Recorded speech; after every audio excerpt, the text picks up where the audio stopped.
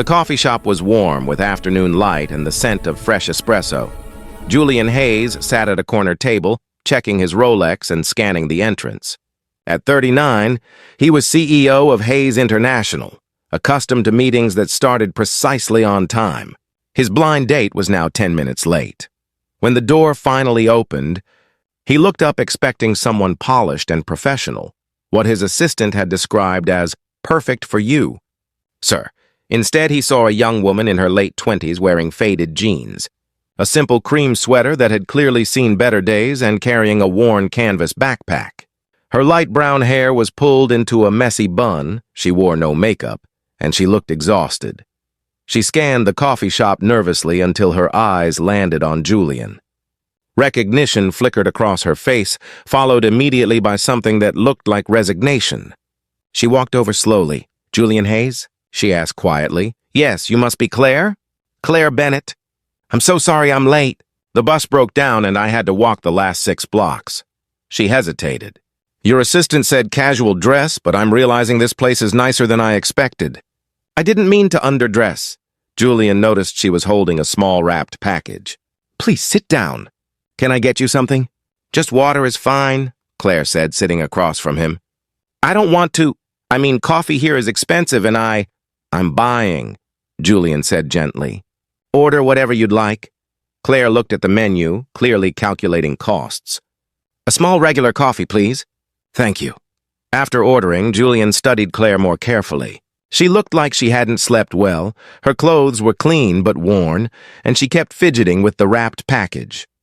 "Your assistant was very kind to set this up," Claire said. "I should tell you up front, I'm probably not what you expected.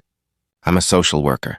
I make about $30,000 a year. I live in a studio apartment with my younger sister who I'm raising because our parents died. I take the bus everywhere because I don't own a car. And I'm only here because your assistant was so insistent. But I'm guessing you're looking for someone more successful." Julian was quiet for a moment, then said, "Why did you bring a gift?" Claire looked at the package in her hands. "Your assistant mentioned it was your birthday this week. I made cookies. It's not much, but I believe showing up to meet someone empty-handed is rude." She slid the package across the table. "I know it's not fancy. You probably get expensive gifts all the time." Julian unwrapped the simple brown paper to find a tin of homemade cookies with a handwritten note. "Happy birthday." "Claire, you made these?" "I bake when I'm stressed. It helps me think." She smiled slightly. "I was very stressed about this date." Julian opened the tin and took a cookie.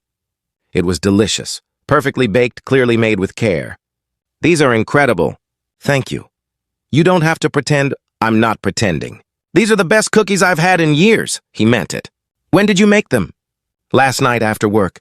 I got home around 9, my sister needed help with homework. Then I baked until midnight because I couldn't sleep anyway." "Why couldn't you sleep?" Claire looked embarrassed. "Because I was nervous about meeting you. Your assistant showed me your photo and mentioned you're a CEO and successful, and I knew I had no business being here. But she was so kind, and she said you specifically wanted to meet someone real, whatever that means." "It means exactly you," Julian said quietly. Over the next hour, Claire opened up. She was a social worker for at-risk youth, working with kids in foster care and difficult home situations. She'd been raising her 15-year-old sister Sophie since their parents died in an accident 3 years ago. She worked extra shifts, took the bus everywhere, and survived on a tight budget so Sophie could have stability and opportunities. "I'm sorry," Claire said at one point. "I'm probably boring you with my problems." "You didn't sign up for a therapy session. You're not boring me," Julian said. "You're fascinating." "Tell me about Sophie." Claire's face lit up. "She's brilliant. Straight A's, wants to be a doctor. I'm saving everything I can for her college fund. She deserves every chance I can give her." "At the expense of your own life?" "She is my life," Claire said simply. "Our parents left us some money, but it's in a trust for Sophie's education. I won't touch it. She gets to have dreams. I'm just making sure she reaches them." Julian had never met anyone like Claire. She wore thrift store clothes and lived in poverty, but she had more dignity and purpose than anyone in his wealthy social circle. "Can I ask you something?" Julian said. "Why did you agree to this date? You clearly didn't think it would go anywhere." Because your assistant, Jennifer, she caught me on a really hard day. I'd just lost a client.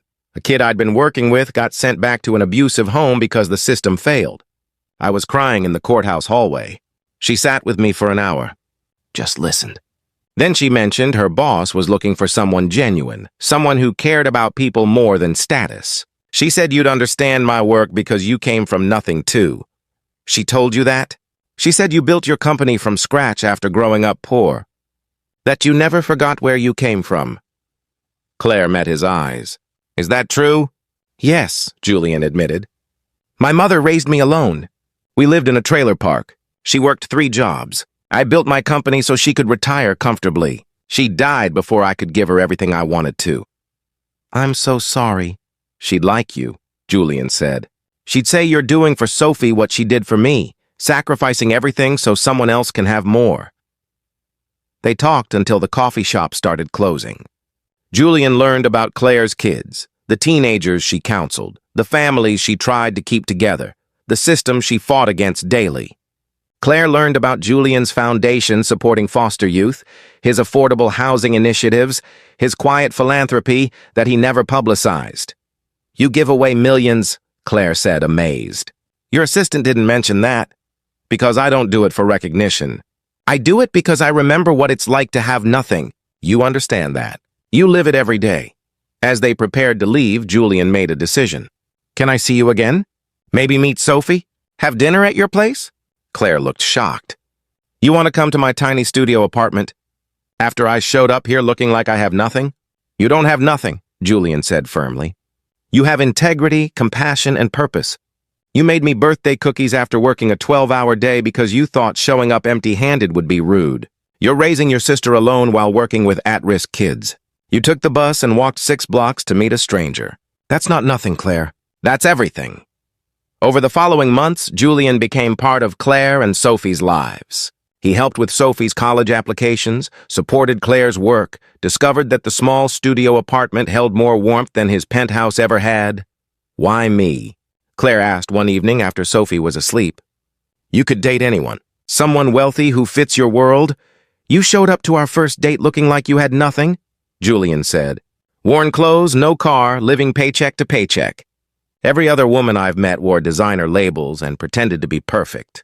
You showed up as yourself, exhausted, honest, carrying homemade cookies because you were raised to believe in courtesy over wealth. That moment, I saw everything I'd been looking for my entire life. I was so embarrassed. You were perfect. You had nothing material, but you had everything that actually matters. Kindness, integrity, selflessness. You reminded me why I built my company, what success is actually for. Not accumulation, but impact. A year after that first meeting, Julian proposed, not with an expensive ring, but with a commitment to support Sophie through medical school and to build a life where Claire could continue her social work without financial stress. At their wedding, Julian told their story to emotional guests. Claire arrived at our blind date looking like she had nothing, he explained. Old clothes, no car, living in poverty while raising her teenage sister and working with at-risk kids.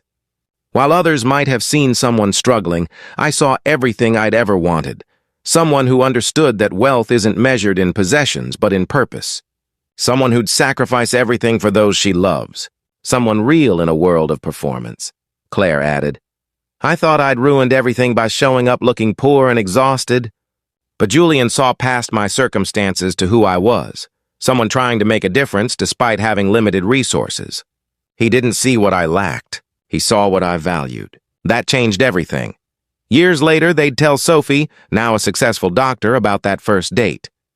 Your sister was terrified, Julian would say. She showed up in old clothes, brought homemade cookies, apologized for not being successful enough. She thought she had nothing to offer. But she offered me everything I'd been missing. Authenticity, compassion, purpose. The cookies were good, Sophie would joke. The cookies were perfect, Julian would correct. Not because of taste, but because they represented who your sister is. Someone who shows up for people with whatever she has, even when it's not much. That's the person I fell in love with. Someone who looked like she had nothing but actually had everything. Because sometimes having nothing material means having everything essential. Sometimes worn clothes and homemade cookies are worth more than designer labels and expensive gifts.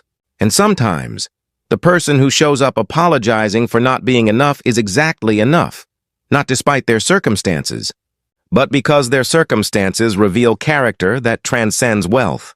If this story touched your heart, share and subscribe for more tales about seeing value beyond surface appearances. Comment about someone who saw your worth when you felt worthless.